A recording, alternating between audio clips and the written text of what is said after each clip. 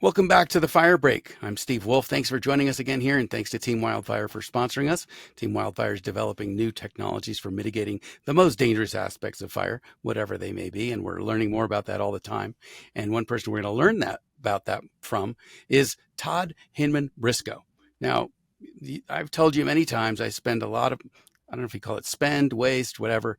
A lot of my time is spent on LinkedIn because I want to connect with people who are knowledgeable in this area and learn from them and have conversations with them, and now even share those conversations with you through the podcast. Now, I came across Todd Hinman-Briscoe because we have the most connections in common. We have over 2,000 connections in common, which means we've probably both spent way too much time connecting with anybody who has the word fire in their profile. And Todd, with your 23,000 connections, and I've tried, but I have not found anyone that I could reach out to in the fire community who isn't already connected to Todd. Todd, welcome to the Fire Break. How are you today? I'm very well, Steve. Thanks for having me. So let's follow up on this first. How are you so well connected? What is it that you're doing, and why does everybody know you, or want to know you? Well, I look at everything very, very, simply in the fire world, right? The KISS acronym. I really try to apply that to everything. When I retired from the fire service, and I started in public safety sales, right? I started getting into LinkedIn. Okay. And my philosophy in looking at LinkedIn was, I look at it, I just want to connect, see what industry leaders are doing, be able, the way it works, connect, to get more of their feeds, you see what they're looking at, what they like and whatnot. So I got into public safety sales, and LinkedIn's obviously just a good connection to get in the field. So what I was doing every week, okay, for the last 5 years or so, I go in and max out my connections. Yeah, I do too. We're both in the same sick club. So is that how you did it? If I haven't maxed out my weekly invitations, I haven't done my job that week. I don't feel right. Yeah, that's right. Oh man, there's people I could be, because, and it's not because like we're LinkedIn addicts or want more connections. It's because I'm going to speak for both of us, because we believe that the more conversations that happen, the more likely we are to find solutions to the things we're concerned about. I'm a big believer in, bring the stakeholders in, and let's talk about it. And you never know what's going to come of it. And over the last 5 years, you do I don't know what it is, 200 connections a week. So to get, 23,000 connections, you do the math on what you need to get that. And I don't do anything special. I don't even, I'll be honest, I don't even send a message. I just ask if they'd like to connect.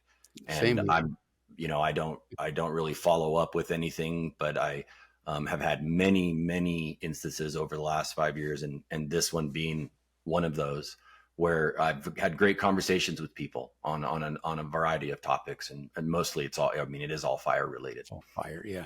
And I know we didn't schedule this talk to become a big commercial for LinkedIn, No. but we did but the reason that we do it is because we know that talks propagate ideas, and ideas propagate actions, and actions result in people's lives getting better or worse, depending on the idea or the execution. Just the simple opportunity to meet people in the industry is what I think is great. And I do it by sitting at my chair. Exactly. Which has a much lower carbon footprint than trying to drive or fly out to everyone you want to meet with. Absolutely. So tell me about your history in fire, your career, what you learned from it, what we should learn from what you learned, and what you're doing now, in a nutshell. Okay. Yeah. So, I started in fire in 2004. So I'm turning 46. I started when I was 24 years old. I went out and I just knew that I wanted to do fire. So after I had graduated college, I went out and I got my EMT. Yay. Well, let me Ditto. actually. Did you? Did Yeah. let me Yeah. actually I start. grew up watching Emergency, so becoming an EMT was not even optional. Right. Okay. I actually will go back because at first I started. I wanted to have a search and rescue dog, Oh, wow. and so I was going to school in Boulder, Colorado. And I remember the day I saw, I got linked up with the, Boulder front range search and rescue dogs. Yeah. And I They're went to great. some of their trainings and whatnot. And that's where they struck the idea of, hey, you should go out and get medically trained first. So that's when I got my EMT. Then I moved to Evergreen, Colorado, small mountain community that's just up I-70, and kind of lucked out with just a great fire department up there. So I had my EMT, uh, looked up the local fire department, and said, "What do I need to do this?" It was a combination department. The fire department, it was a volunteer section, and then they had EMS and whatnot. And just a great department. Ran about 3,000 calls a year. I spent 12 years with them. Obviously, going through academy, I retired as captain of rescue. Had a lot of specialties. I was a Colorado Fire 2, EMT, Swift, ICE, driver engineer for the department, which, Extrication, rapid, swift water rescue, high angle rescue, all we the didn't do fun high stuff. angle. We did low angle, Low but angle. All right. yeah, all of that. But, I really liked I felt lucky in my career where I had the opportunity to be in that combination volunteer part of the service. Yes. And, I really love being able to do all facets of the fire. So, from, you never knew if you're going in or if you're engineering the truck or if you're, where you're at. So you've got to know a lot of all of the skills, which every firefighter does. And, so that was me. I got married in 2015 and retired and moved down the hill. And that's when I started my public safety sales, call Okay. it journey or Right. career. And because I made the aha moment of, hey, I could sell, and I was doing sales engineering for a company called National Sin Media, and we did advertising in the movie theaters. Okay. And I was on the technical side of it and kind of wanted to branch out to the sales side, change careers. I didn't want to be on the tech side much anymore. So I got the idea, well, wait, I could sell into public service and I could still obviously be connected and sell a product that I could get behind. So got with a company that was selling incident command software, and then have been through a couple different companies since then. Was selling 911 and CAD systems and records management systems. And about a year and a half ago now, who I landed with, which I really enjoy, I'm with fire engineering training. So fire engineering and GEMS and FDIC. Parent company is called Clarion, and we're have a product that is a training management system. So I get to talk and call chiefs and training officers and talk about training and talk about our product and how it helps, organize all of that area of them. So I was big into training, obviously, when I was with the department. And so I really like what I do now because I still feel connected and I still get to, talk fire and talk training all day long. Well, don't be surprised if, at some point Team Wildfire is in your career resume. Because, one thing I realized going into this business is that fire people will only buy from another fire person, right? There's such a level of trust required because of your reliance on the equipment or reliance on the software or reliance on the safety that you're only going to take that from from a fellow firefighter. Yeah. Trust factor is huge. And, that's one of the things that I like about it, because I'm definitely out there having a conversation and trying to help the industry still. And so you've been doing it kind of in the softer sides, right? In the software and training. Um, Software. Yep. yeah. Yep. Are there any things in hardware that you think are innovative? Because when as a volunteer firefighter as well, and I fought some pretty big fires in Texas. Um, outside of Austin, multiple thousands homes lost in a short number of days. And I couldn't believe that, we're basically going out there with medieval gardening tools and conquering, incredible, no, not conquering, going up against incredible forces of nature, very outgunned. Very, very outgunned, and obviously, if you get into what's going on with climate change and how that's affecting weather and these fires and everything, I when I looked up, what you're doing with your company or whatnot, and literally using jet engines to fight forest fires, by kind of blowing them back on themselves, very simply said, it made sense with everything that obviously is expanding. They're getting bigger and everything that, what bigger ideas are we coming out with to do that? I was around, I believe it was, if I'm saying it right, forgive me, that it's the Thompson fire, I believe in Colorado, where, we lost, 500, 600 homes in an afternoon, and really that was in suburban Colorado, just because of these wind forces and everything that's going on. And then the Marshall Fire, came and broke all those records by two. Was it the Marshall one that I can't always forget? What was that? Is the Marshall one that was in Superior? And Yeah, or was it? Yeah, that's yeah, the one I'm referring to. yeah. So that Yeah, was about 1,100 homes yeah, in a day. Yes, and as you said, in a peaceful suburban area with a car dealership and hotels and coffee shops and all the things that you don't associate with the wooey, but people, it's also the gooey, right? Because you don't have to be looking out at the forest. You could be looking out at grasslands. The grassland urban interface is actually what started the Marshall Fire.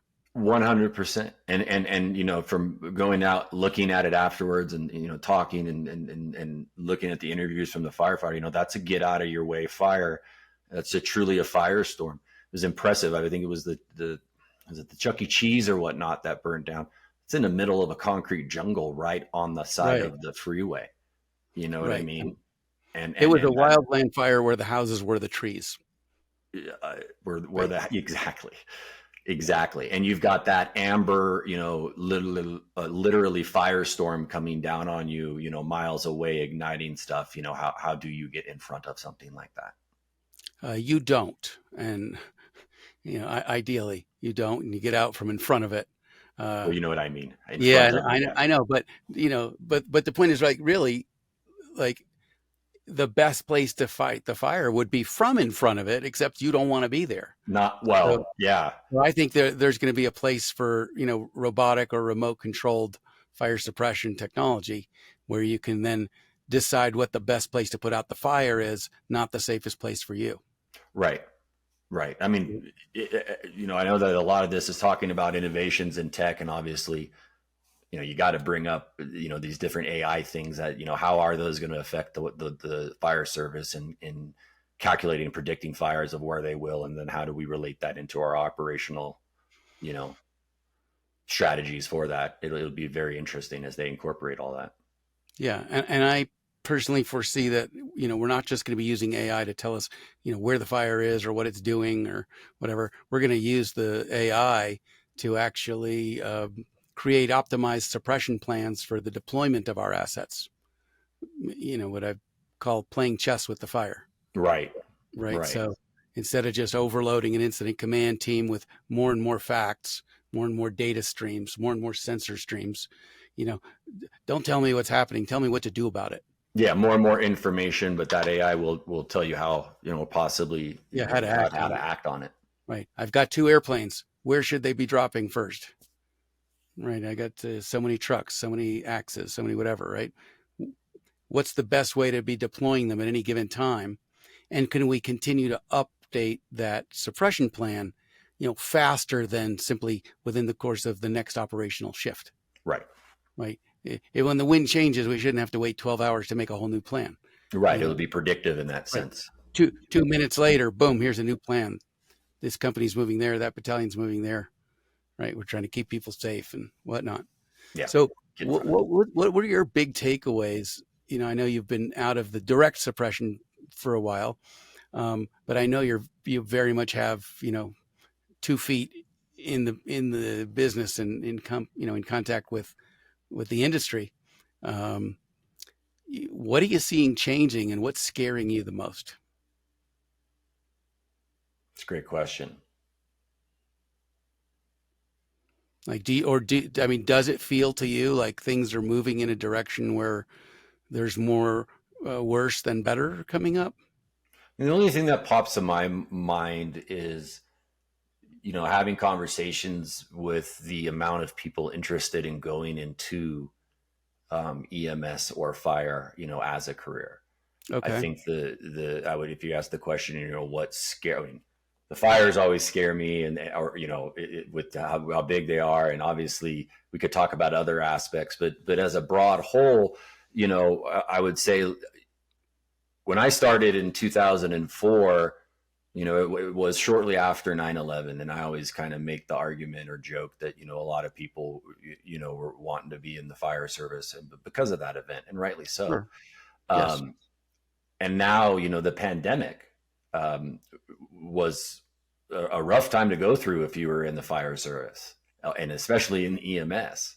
Absolutely.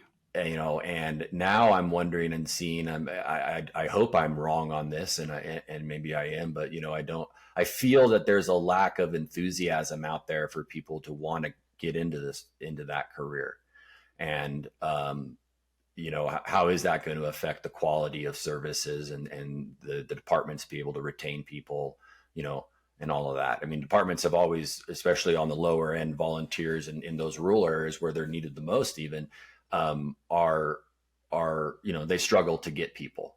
And so Yeah. what new technologies, what new things can be provided to attract, people to the service to be and stay in it, if that makes Yeah. sense. And that really kind of brings up the point. It's more important that the function be fulfilled than that you necessarily attract people. Um, Well, right. I mean, if you can send robots in to do the most dangerous jobs, and keep guys alive and girls so they can get home to their families, yeah, maybe that's great, and maybe that would allow for fire suppression with less people.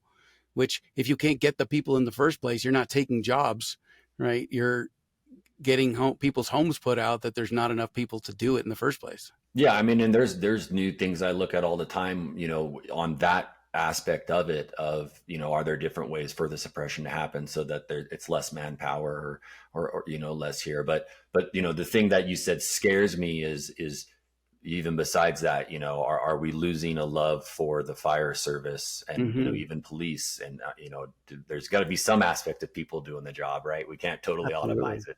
Yeah. No. Yeah, that's what might scare me the most. So maybe the solution to that is like that we really have to provide, incentives for firefighters to have children, because those are the people who are most likely to also become firefighters. There's no doubt about that. Right. No doubt about that. If, Yeah, totally. if I have But a big like I said, family. making sure that these departments are well funded. You Yes. know, there's plenty of volunteer departments out there that don't have proper funding. Even at this level, and these are people who are doing it for free and going out there and all doing the right things. Things like that, making sure they've got the right technology software wise, for their training and getting this information out there. I mean, there's still, I think, work and obviously on and money is a big part of it, and making sure that, especially in those smaller communities, that the funding is available and accessible, to those public servants to do the job and keep them safe. Yes.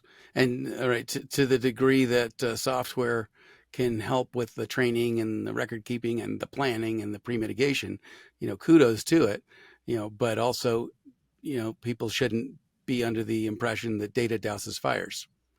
It Like there, doesn't. No, exactly. But not at all. And I think, as I always like to look back, and I always joke with my wife, we're at the age where I do remember when we didn't have tech. It didn't exist. right. Right. But now it's great and you can utilize it for good and bad. But all of the tech now for all of those things, there's a place for it. And especially in the learning, the learning aspect of gaining from the nation. One of the things I love about what I do is, we're taking nationwide instructors and content and delivering it to you online and from an app. And, that's content and instruction that would be difficult for fire departments to get otherwise.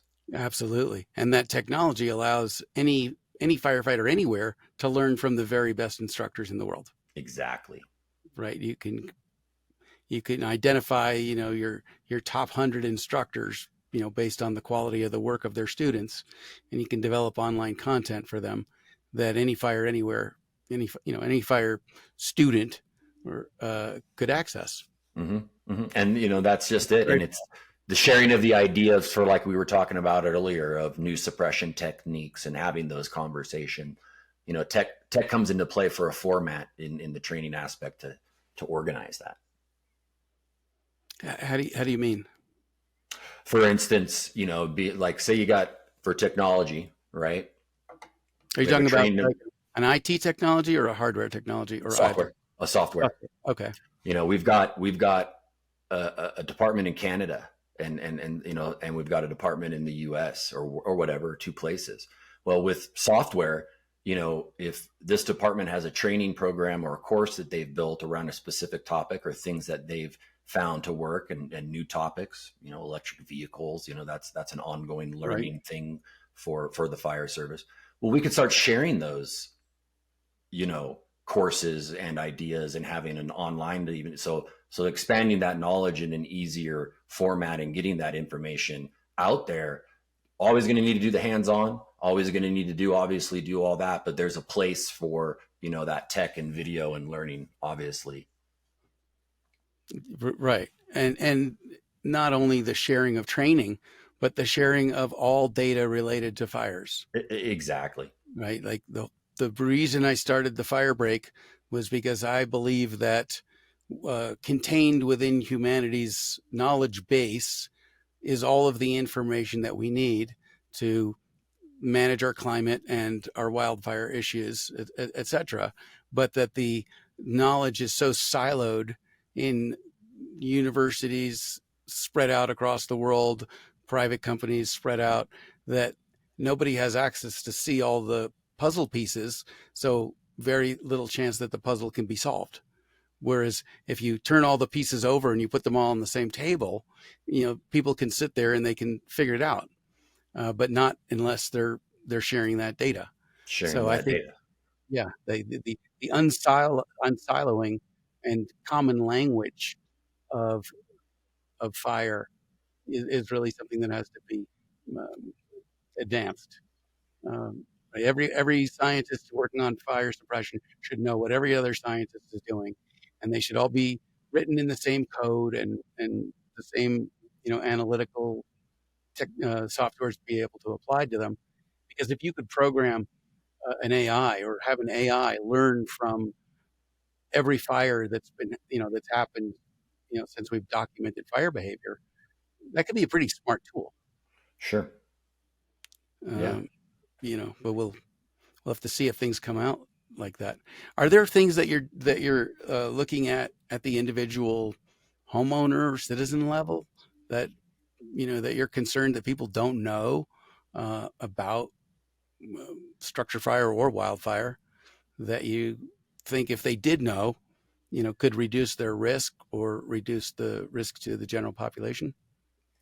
Again, I think with the Marshall Fire as an example, I don't know, most people, I don't think, homeowner, your average homeowner, would consider that in a suburban right neighborhood. I know I probably, I was a firefighter, and I, didn't necessarily think it could, get like that.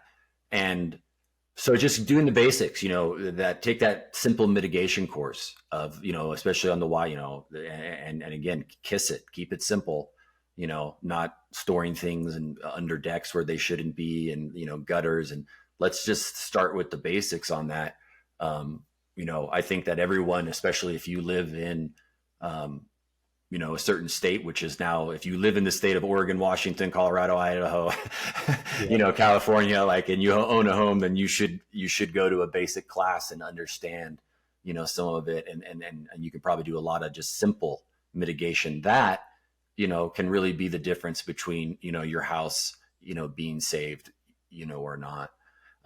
One of the aspects that if you ask that question on an individual homeowner that I think will be interesting, I brought up the topic, of electric vehicles and Yeah. what is that going to, I'm in no way an expert on it at all or anything, but I enjoy through LinkedIn a lot, looking at how the fire service is developing, because they are developing and learning how to fight those appropriately, or what works best. And, what's it going to look like? Because we're making the push when we start having a lot more, level 2, level 3, if I'm saying, or 1 or whatever, but the higher voltage chargers in the garage, and these Right. electric vehicles in the garage. And they've already had cases of obviously fires of that happening. So what does that look like, in the future? I'm sure we'll have developed safety and suppression systems for that, but are we introducing, something else in there? Because these aren't combustion fires. And I don't think all the fire service, I'm still learning about it, but it's a chemical reaction. It's a thermal runaway, right, is the term. And oxygen isn't necessary. So it's a different fire than your traditional. You're looking at a hazmat chemical situation. And, what are we going to need to obviously fight that appropriately? Yeah, and I've spoken with people who actually have gotten some really good solutions to that. Uh, Dumping 25 Olympic swimming pools of water on it is not the way. No, Uh, I yeah, because don't think so. because then what do you end up with? 250,000 gallons of contaminated water, flowing back down the storm drains, and you still didn't put the fire out, like Yep. until the reaction was over. But based on the things that it takes to make fire, it turns out you can take away one of them and stop that fire, and that's taking away the heat. And a friend of mine in Atlanta has developed a fire extinguisher that is 50 or 100 gallons of liquid nitrogen and dry ice slurry, and Interesting. when you subject a battery to that level of cold, it stops the chemical reaction in its tracks, and you're not, no water consumed, no nothing, you're just dropping that battery down to minus 300 degrees and it's done. And that's a So very, from the way that I've studied of what's going on there, that makes a lot of sense to me on the chemistry level of what it's doing. First, I've heard of that, and very interesting. I've seen, my local department is utilizing the blanket, I believe, somewhat effectively, but I believe the concept of that is to kind of control it until you can get it to an area to where it can burn out. right. And Well, so, yeah, very interesting to see the different concepts that these departments will deploy. yeah, I mean, if you have basically a mobile little kids play pool. Storage I, container, sure, yeah. yeah, right. A small tank that you can, let me get my fingers right here. There we go. That you could push a burning car over one edge of it, that flaps back up. Now the car is in the kiddie pool, and then you fill the kiddie pool with liquid nitrogen. Now you can And see the obviously issues with even that concept, and being able to pull that off, on an actual scene, sure. is complicated. Yeah, well, you start doing it, and then you solve the problems because people are innovative, and especially the end users in the fire service. You give them a tool, and okay, after they broke it, you'll actually start to get feedback about how it could be better. The handle could be longer, and the teeth could be shorter, and the hydraulic jack could be fatter, so it could get into smaller places. Right? You learn that through the product evolution process. And your fire end users are the ones who are going to give that feedback, but Yeah. none of that cycle happens if you don't come out with an initial product. Say, okay, this is where we are, this is conceptual, give me feedback and we'll turn this into something brand And new. get it out there, and test it out. I'm all about that, like you're saying. So Yeah. yeah, I'm very interested to see where that's going to go, and Yeah, well, how again, that relates to individual homeowner too, on on what electric That vehicles do. that EV technology is from um, Carver Technologies. Carver Anderson is the guy. If you want to reach out and get more information, I think he's looking for a big company to acquire his IP, so that they can get the technology out there. Sure. You know, it's hard doing startups. Oh And yeah, and I've had a lot of those that I've told you were public, and yeah, it is, and there's a lot of good ideas out there too that exciting to see what will win out. yeah, and through, I think it's maybe strange to say, but I think we could have more people's lives saved by new ideas if the startup process was easier. If innovators had more access to funding, they could take some of these ideas, which are really great, and get them to market or at least to testing faster, and that would save lives. It would, and yep, it does come back, unfortunately, usually to that funding word. That funding piece, yeah. Yeah, that funding piece. Yes. Yeah. What have you seen in, when you're repping different product lines, what's the growth cycle for those companies? Do they come to you already as mature companies, or are you helping them, get the product in front of decision makers so that you can help the product life cycle get started? Yeah, I've been involved with both. True startups, and I would say even the company I'm with now, it's backed by obviously a respected player in the industry for decades. But this section is a startup, right? And so Yeah. it's new, and I've worked with established companies and startups, and it's what you just got to go and do the work and get it out there. And all I do all day long, because I believe in my product, I believe in my mission, I believe on what I'm selling is, call up chiefs and talk. We start slow, and it will just, it grows. And how do you do that? What are you using? What are your pain points? What are Mostly, it is, I believe, and it's another topic that we could get into, and that's just selling, right? And that whole thing, and then even selling into public safety, as you had briefly mentioned, with that whole trust factor and whatnot. But it's having that conversation. It's calling up just like this, and it's talking about and doing your homework and knowing what's out there and everything. But having that conversation, believing in your product, and hey, are you willing to get on the phone? And the beauty of the fire service is, you know, most everyone wants to know what's being innovated, to know what's out there.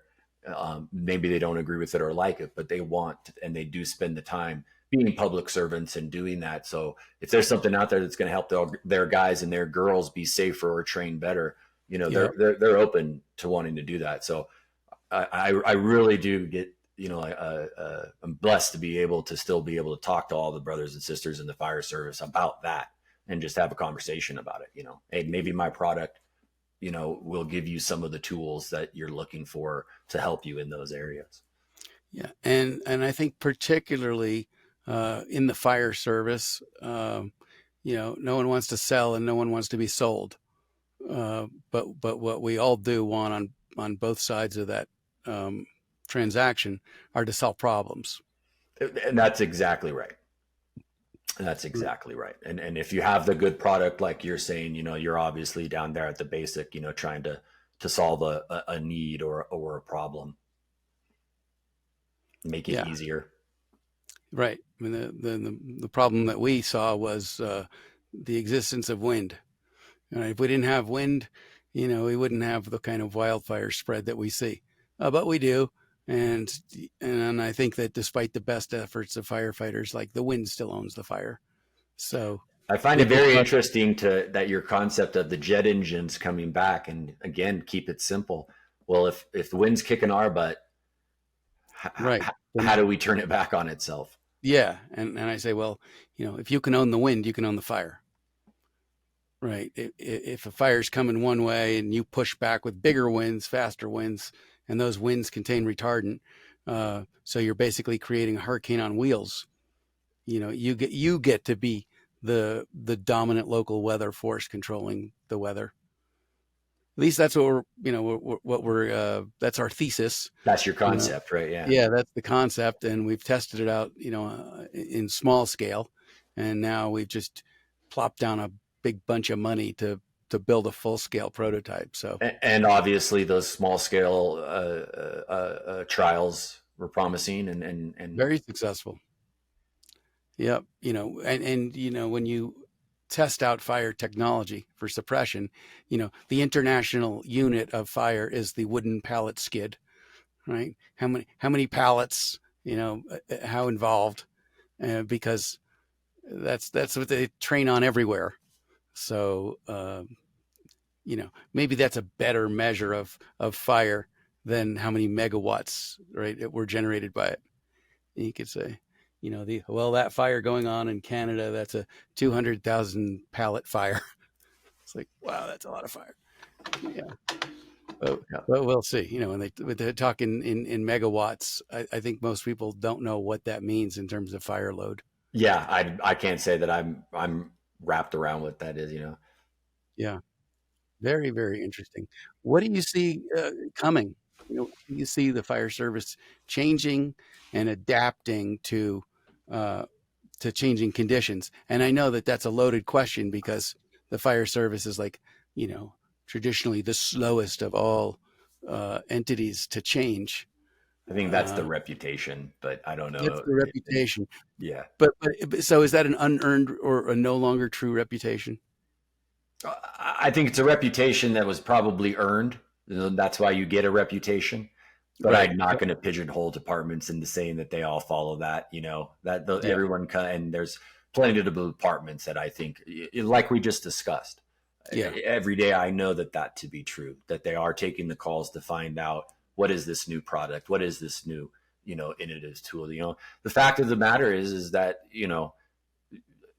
we've been fighting fire for a little while and they've got most of it down, but again, just like we're discussing, these new techs and these new methods is a whole new ball game. Yeah. Well, we will see. And I think that as you probably experience, turnover from older to younger departments, you'll see more willing adoptions of new technologies because you're selling now to people who, sell their PlayStation 3 to get a 4 or their Quest 2 to get a 3, or right, people who are used to working with technology and to upgrading regularly, because they want the newest best thing and the most features. It's true. And I'll even kind of equate that to the training management or learning management system. I always talk, and I had an aha moment um, when I went to back to school night with my daughter. Right, Uh-huh. these are our high school kids are learning in this online.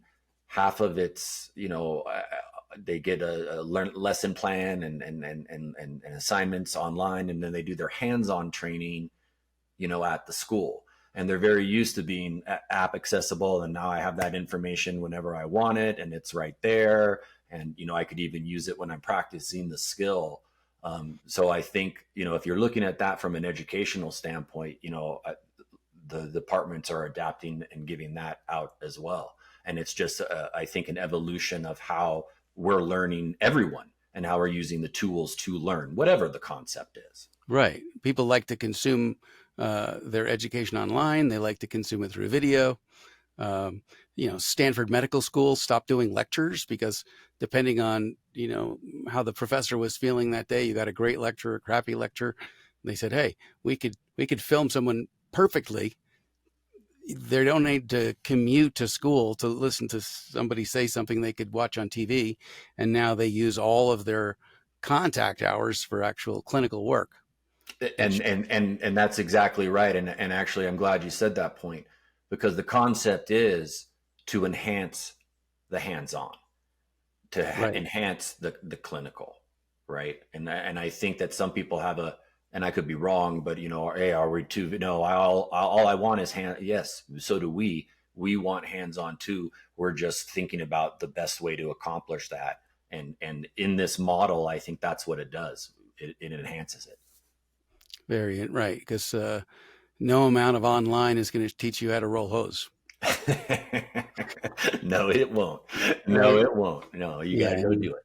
and you can't virtually hump that backpack around to get your red card. No, no, you can't. You can't take the pack test through watching a video.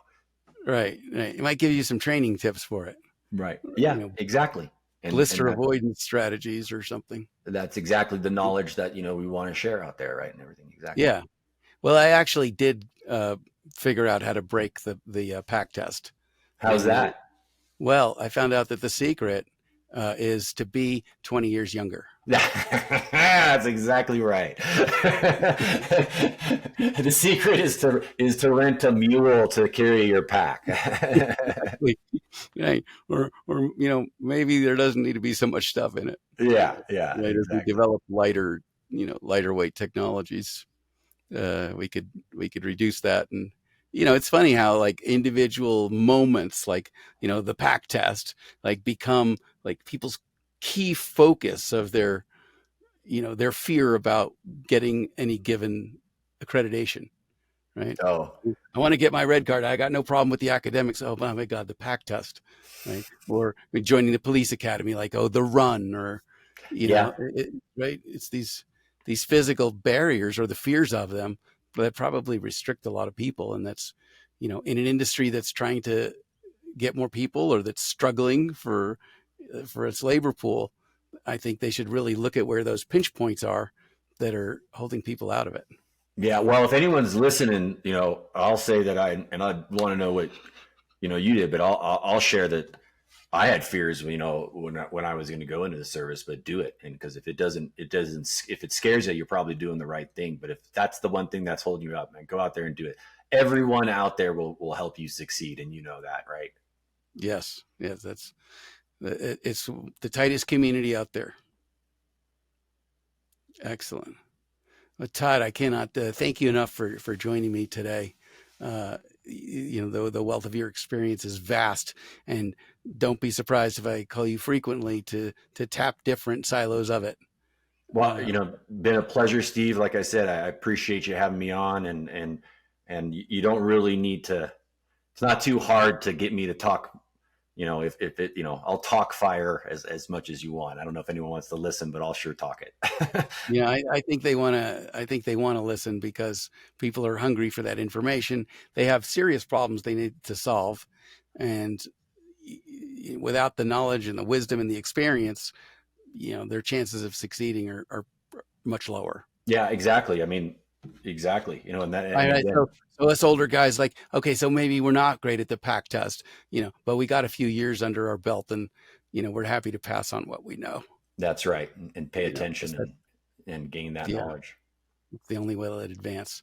Well, Todd Hinman-Briscoe, the most connected man in fire. Thanks so much for joining me today. It was really great chatting with you. Thank you, Steve. Pleasure. All right, folks, you have been listening to, or hopefully even watching, The Fire Break. We're sponsored by Team Wildfire, developing new technologies for mitigating the worst effects of wildfire. Thanks again for joining me. We'll see you at the next time. Take care.